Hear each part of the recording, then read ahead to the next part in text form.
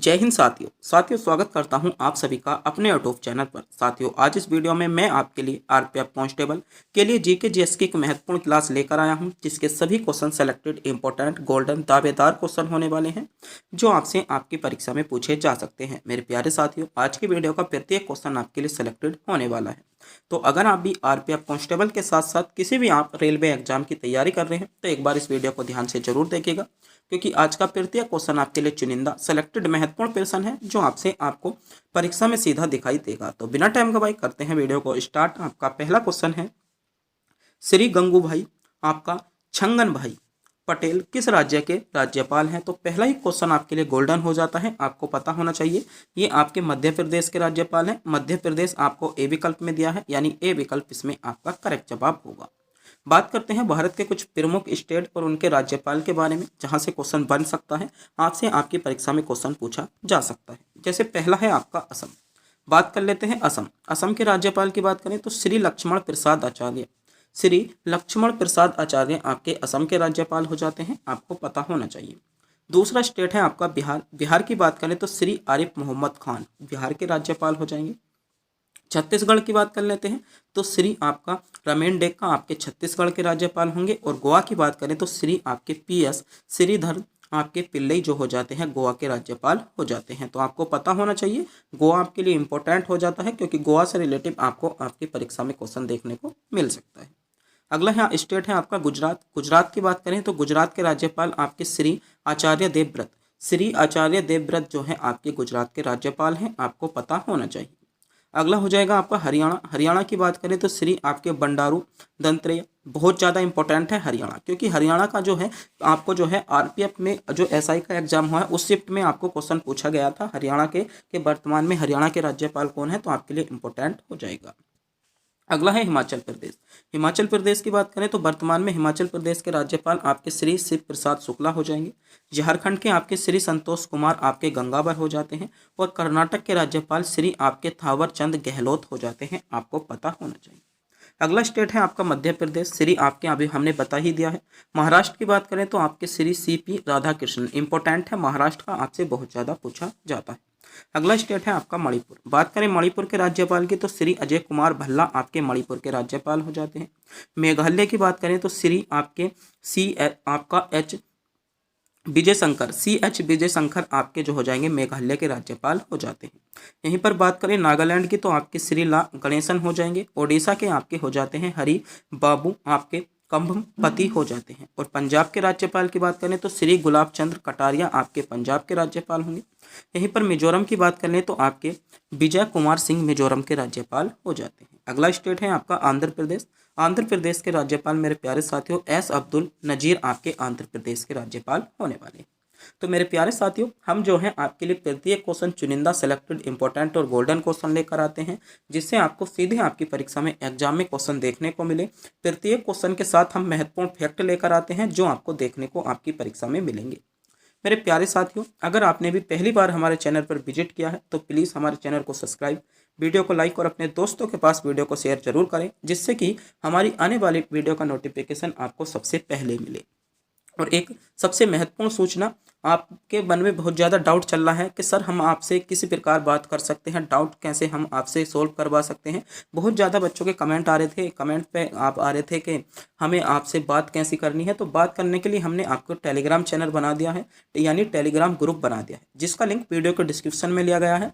और आपको ग्रुप का नाम स्टडी अड्डा आर के डाउट के नाम से आपको जो है वीडियो के डिस्क्रिप्शन में आपको लिंक दिया जाएगा, वहां से जाइएगा। जिस भी प्रकार की आपकी समस्या है या किसी भी प्रकार से रिलेटिव आपको जो भी हमसे सूचना या आपको जो है हमसे बारे में बात करनी है, तो आप जो है सीधे हमसे जो है आप अपने डाउट सोल्व करवा सकते हो, या आप अपने जैसे भी जिस प्रकार की बात करनी है सीधे आप हमारे टेलीग्राम चैनल पर आप क्या कर सकते हो, हमसे डाउट की बातें कर सकते हो।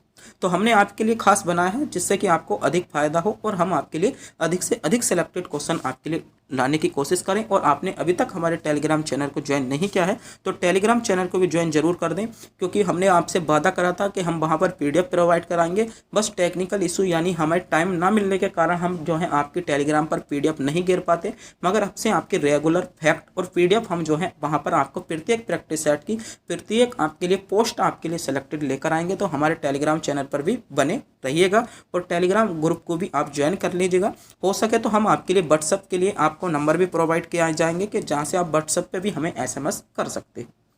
अगला क्वेश्चन देखते हैं। अगला क्वेश्चन है, पौधों को हवा में उगाना कहलाता है। ये क्वेश्चन आपसे RRB NTPC 2021 में क्वेश्चन पूछा गया था कि पौधों को हवा में उगाना कहलाता है। पौधों में जो आपका पौधों को हवा में उगाना क्या कहलाता है, तो आपका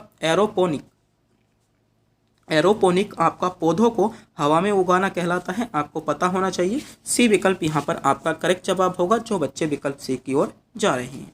बात करते हैं कुछ महत्वपूर्ण आपके विभिन्न प्रकार की खेतियों के और उनके नामों के बारे में, जहां से क्वेश्चन आपसे पूछा जाता है। पहला है आपका सेरिकल्चर। सेरिकल्चर आपके लिए इंपॉर्टेंट हो जाता है। सेरिकल्चर में जो होता है रेशम उद्योग को हम सेरिकल्चर के नाम से जाने जाते हैं।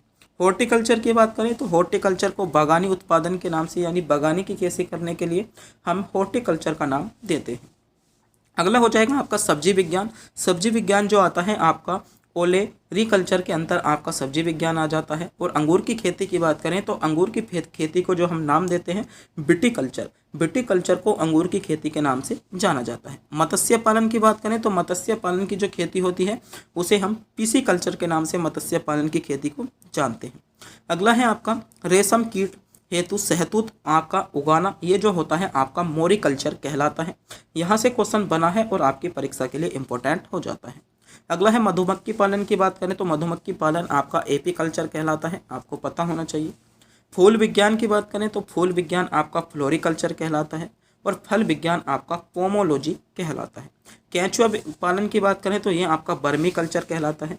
तो ये 10 के 10 आपके सेलेक्टेड इंपॉर्टेंट फैक्ट है जहां से क्वेश्चन बना है। आप रिवीजन कीजिएगा, क्योंकि आपके पास मात्र लगभग 20 से 25 दिन आपके एग्जाम के बचे हैं, जिसमें आपको पूरी तैयारी करनी है और आपको पूरे जो है आपके एफर्ट के साथ अपने एग्जाम पर लग जाना है, जिससे कि हमारे इसी एग्जाम में सिलेक्शन हो जाए और हम आपके लिए सेलेक्टेड से टॉपिक लेकर आते हैं। तो वीडियो को भी हमारी जरूर देखें और अपने अधिक से अधिक जो है आप जो है रिवीजन में लग जाइएगा। अगला क्वेश्चन है आपका, क्वेश्चन पूछा गया है आपका संयुक्त सैन्य अभ्यास आपका डोस्टलिक का 5वां संस्करण किन 2 देशों के मध्य आयोजित किया जा रहा है। तो ये भी क्वेश्चन आपके लिए इंपॉर्टेंट हो जाता है।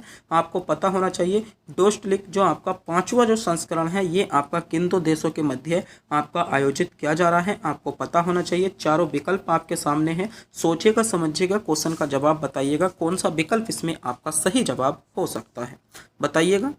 तो ये जो मेरे प्यारे साथियों अभ्यास हुआ था आपका भारत और उज्बेकिस्तान के मध्य आयोजित किया जा रहा था, यानी भारत और उज्बेकिस्तान। इसमें आपका ए विकल्प में दिया है, यानी जिन बच्चों ने विकल्प ए को चुना है बिल्कुल सही चुना है। ए विकल्प इसमें आपका करेक्ट जवाब हो जाएगा। अगला क्वेश्चन देखते हैं। बात करते हैं कुछ महत्वपूर्ण युद्ध अभ्यास। जैसे एक युद्ध अभ्यास है आपका संप्रीति, जो कि आपका एनटीपीसी एग्जाम के लिए बहुत ज़्यादा इंपॉर्टेंट हो जाता है। संप्रीति आपका कहाँ पर, तो संप्रीति आपका भारत और बांग्लादेश के मध्य होता है। आपको ध्यान रखना है। आपका हैंड इन हैंड की बात करें तो ये मेरे प्यारे साथियों आपका भारत और चीन के बीच होता है। शक्ति की बात करें तो शक्ति आपका जो युद्ध अभ्यास होता है भारत और फ्रांस के बीच होता है। गरुण शक्ति की बात करें, गरुण शक्ति जो होता है आपका भारत और इंडोनेशिया के बीच होता है। और शक्ति आपका फ्रांस और मेरे प्यारे साथियों भारत के बीच युद्ध अभ्यास होता है। अगला है आपका प्रबल दोस्तक, जो कि बहुत ज़्यादा पूछा जाता है, भारत और कजाकिस्तान के लिए है। आपके लिए इंपॉर्टेंट हो जाएगा। दोस्तक अभियान आपसे बहुत ज़्यादा पूछा जाता है। खंजर की बात करें तो ये आपका किर्गिस्तान और आपका भारत के बीच होता है। लामी तीय ये बहुत ज़्यादा इंपॉर्टेंट है, आपका भारत और आपका सेल्सियस के मध्य होता है।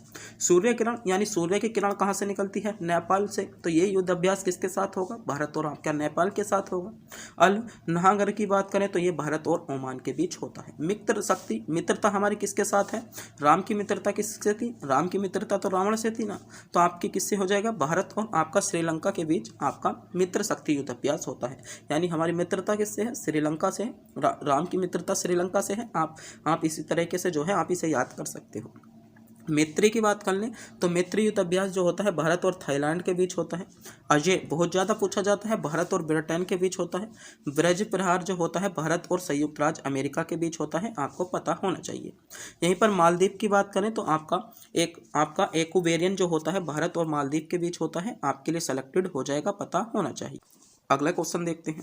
अगला क्वेश्चन है आपका तारिक ए फिरोजशाही के लेखक कौन है। क्वेश्चन पूछा गया है, इंपॉर्टेंट क्वेश्चन है, आपको पता होना चाहिए कि तारिक ए फिरोजशाही के लेखक आपके कौन है। तो तारिक ए फिरोजशाही के जो लेखक हैं आपका जयाउद्दीन बर्नी कौन हो जाएंगे, जयाउद्दीन बर्नी हो जाएंगे, यानी ए विकल्प इसमें आपका करेक्ट जवाब होगा जिन बच्चों ने विकल्प ए को चुना है। तो बात करते हैं आपकी संतलत कालीन कुछ महत्वपूर्ण रचनाओं के बारे में जो क्वेश्चन आपसे पूछा जा सकता है। रचना है आपकी किताब उल आपका यामुनी, किसके किताब उल जो यामुनी है इसके लेखक कौन है, आपके उतबी हैं, बहुत ज़्यादा पूछा गया है। किताबुल हुंद की बात करें तो किताबुल हुंद जो रचना है आपकी अलबरूनी की है, शाहनामा आपकी फिरदौसी की हो जाएगी। तबाक ए नसीरी की बात करें ये आपकी मन आपका हाज उस आपकी सिराज की हो जाएंगी, और तारिक ए फिरोजशाही आपकी जयाउद्दीन बर्नी की हो जाती है। आपका फुतू उस आपका सलाम आपका सलातनी की बात करें ये आपकी किसकी हो जाएगी, तो अब्दुल मलिक आपकी इसामी की हो जाती है। पद्मावत की बात करें तो मलिक मोहम्मद जायसी की हो जाती है। रहेला आपकी इब्न बतूता की होगी, और आपका फतुह ए आपकी फिरोजशाही जो हो जाती है फिरोज शाह तुगलक की हो जाती है। आपका किरान उस सादेन ये आपकी अमीर खुसरो की आपकी रचना हो जाएगी। आपकी गुलरुखी बहुत ज़्यादा पूछी जाती है, गुलरुखी किसके लेखक आपके लेखक कौन है, तो सिकंदर लोदी हैं, आपको पता होना चाहिए। आपका तिब ए सिकंदरी की बात करें तो मियाँ भुजा हो जाएंगी। संगीत आपकी मीमांसा की बात करें आपका राणा कुंभा होंगे, और बहुत ज़्यादा पूछी जाती है संगीत रास, ये आपके इसके लेखक कौन हो जाते हैं, राणा कुंभा होते हैं, आपको ध्यान रखना है, बहुत ज़्यादा रचना पूछी गई है। अगला क्वेश्चन है आपका चंद्रप्रभा अभ्यारण्य भारत के किस राज्य में स्थित है। तो एक क्वेश्चन जरूर पूछा जाता है। तो चंद्रप्रभा अभ्यारण्य की बात करें तो चंद्रप्रभा आपका उत्तर प्रदेश में स्थित है, बी विकल्प इसमें आपका करेक्ट जवाब होगा। बात करते हैं भारत के कुछ महत्वपूर्ण आपके अभ्यारण्यों के बारे में जहां से क्वेश्चन पूछा जाता है। पहला है आपका पलामू, पलामू या आपका बेताल अभ्यारण्य, आपका पलामू या बेताल अभ्यारण्य कहाँ पर है, आपका झारखंड में है, आपको ध्यान रखना है। अगला है आपका हजारीबाग वन्य जीव अभ्यारण्य, आपका झारखंड में स्थित है। भद्रा अभ्यारण्य की बात करें, भद्रा अभ्यारण्य आपका कर्नाटक में स्थित है। कार्बनेट राष्ट्रीय उद्यान बहुत ज़्यादा इंपॉर्टेंट है, आपका उत्तराखंड में स्थित है, क्वेश्चन पूछ लिया जाता है। दुधवा राष्ट्रीय उद्यान की बात करें आपका उत्तर प्रदेश में स्थित है। कैमूर वन्य जीव वन अभ्यारण्य आपका बिहार में स्थित हो जाता है। अगला है बांदीपुर राष्ट्रीय उद्यान की बात करें, बांदीपुर राष्ट्रीय उद्यान आपका कर्नाटक राज्य में स्थित है। सोमेश्वर अभ्यारण्य की बात करें, सोमेश्वर अभ्यारण्य आपका कर्नाटक राज्य में स्थित हो जाता है। पंचमंडी की बात अभ्यारण्य की बात करें आपका मध्य प्रदेश में स्थित है। अगला है आपका डाचीगाम राष्ट्रीय उद्यान आपका जम्मू कश्मीर में स्थित है। अगला अभ्यारण्य है आपका तुंगभद्रा अभ्यारण्य जो कि बहुत ज़्यादा पूछा जाता है, आपका कर्नाटक में स्थित है। घना पक्षी विहार की बात करें, घना पक्षी विहार आपका राजस्थान में स्थित है। ओबरा अभ्यारण्य की बात करें, ओबरा अभ्यारण्य मेरे प्यारे साथियों आपका पंजाब में स्थित है। आपका चिल्का अभ्यारण्य की बात करें, चिल्का अभ्यारण्य आपका उड़ीसा राज्य में स्थित हो जाता है। अगला है आपका इंदिरा गांधी अभ्यारण्य, आपका कहाँ पर होगा, तमिलनाडु में होगा। कहना की बात करें मध्य प्रदेश में हो जाता है। पेरियार अभ्यारण्य आपका केरल में होगा। पेंच राष्ट्रीय उद्यान की बात करें महाराष्ट्र में हो जाता है। तो ये कुछ आपके महत्वपूर्ण अभ्यारण्य हैं जिनके बारे में आपको पता होना चाहिए, क्वेश्चन बना है और क्वेश्चन आपसे पूछा जा सकता है, आपके लिए सेलेक्टेड होने वाले हैं, आपको इनके बारे में भी पता होना चाहिए। और देखते हैं आपके लिए अगला क्वेश्चन क्या है। अगला क्वेश्चन है कोयला उत्पादन में प्रथम स्थान पर है, क्वेश्चन पूछा जा रहा है कोयला उत्पादन में प्रथम स्थान पर है। तो कोयला उत्पादन में प्रथम स्थान पर कौन है, तो चीन जो है आपका कोयला उत्पादन में प्रथम स्थान पर है, यानी बी विकल्प जिन बच्चों ने चुना है बिल्कुल सही चुना है, बी विकल्प इसमें आपका करेक्ट जवाब हो जाएगा। बात करते हैं कुछ महत्वपूर्ण फैक्ट खनिजों के बारे में, जैसे कोयला उत्पादन। तो कोयला उत्पादन में विश्व में प्रथम स्थान पर कौन है, आपका चीन है। और भारत में प्रथम स्थान पर कौन है, भारत में आपका छत्तीसगढ़ है। हीरे उत्पादन की बात करें तो हीरा उत्पादन में जो प्रथम स्थान पर है आपका रूस है। और भारत की बात कर लें तो मध्य प्रदेश आपका प्रथम स्थान पर आ जाता है। अगला है आपका तांबा, तांबे की बात करें तो तांबे में प्रथम स्थान पर आपका चिली आ जाएगा। और आपकी देश की बात कर लें तो मध्य प्रदेश आपका आ जाता है। अगला है आपका लोहा अयस्क, लोहा अयस्क में जो प्रथम स्थान पर आता है ऑस्ट्रेलिया आ जाता है। और भारत में प्रथम स्थान पर आपका उड़ीसा राज्य आ जाता है। अगला है आपका चांदी की बात करें तो चांदी उत्पादन में प्रथम स्थान पर जो आता है मैक्सिको आता है, और भारत में जो आ जाएगा आपका राजस्थान चांदी उत्पादन में प्रथम स्थान पर आ जाता है। बॉक्साइट की बात करें तो बॉक्साइट जो है आपका ऑस्ट्रेलिया आ जाता है, और भारत में ओडिशा राज्य आ जाता है। मैग्नीज की बात करें तो आपका दक्षिण अफ्रीका आ जाता है, और मध्य प्रदेश आपका क्या है भारत में प्रथम स्थान पर आ जाता है। अगला क्वेश्चन देखते हैं। अगला क्वेश्चन है आपका, एक मील में कितने किलोमीटर होता है, क्वेश्चन पूछा गया है। यानी एक मील में कितने किलोमीटर होते हैं, तो एक मील में आपके मेरे प्यारे से होते हैं 1.60 किलोमीटर होते हैं। आपको ध्यान रखना है, क्वेश्चन इंपॉर्टेंट है, आपके लिए सिलेक्टेड हो जाएगा। बात करते हैं कुछ महत्वपूर्ण मापदंडों के बारे में, जैसे 1 इंच में कितने सेंटीमीटर होते हैं, तो 1 इंच में आपके 2.54 सेंटीमीटर होते हैं, आपको पता होना चाहिए। 1 फुट में कितने मीटर होते हैं, तो आपके 0.3 मीटर आपके 1 फुट में होते हैं। 1 गज की बात करें तो 1 गज में आपके 0.91 आपके मीटर होते हैं। यहीं पर बात करें एक मील में, तो एक मील में जो होते हैं आपके 1.60 किलोमीटर आपके एक मील में होते हैं। एक फेदा की बात करें तो इसमें आपके 1.8 मीटर आपके होते हैं। एक चेन की बात करें तो 20.11 मीटर होते हैं। एक आपका नॉटिकल समुद्री मील बहुत ज़्यादा पूछा जाता है, आपका 1.824 किलोमीटर होते हैं। आपके लिए मोस्ट है, सेलेक्टेड है, दावेदार है, चुनिंदा है, आपको पता होना चाहिए। एक आपका भौमिक मानक मील की बात करें तो एक आपका 0.584 किलोमीटर आपके होते हैं, आपको ध्यान रखना है। तो ये कुछ आपकी पद्धतियाँ दी गई थी जिनके बारे में आपको पता होना चाहिए। यहाँ से क्वेश्चन बना है, आपके लिए सेलेक्टेड हो जाएगा। अगला है आपका, एशियाई विकास बैंक ADB का मुख्यालय कहाँ पर है, तो आपका मनीला में है, आपको पता होगा।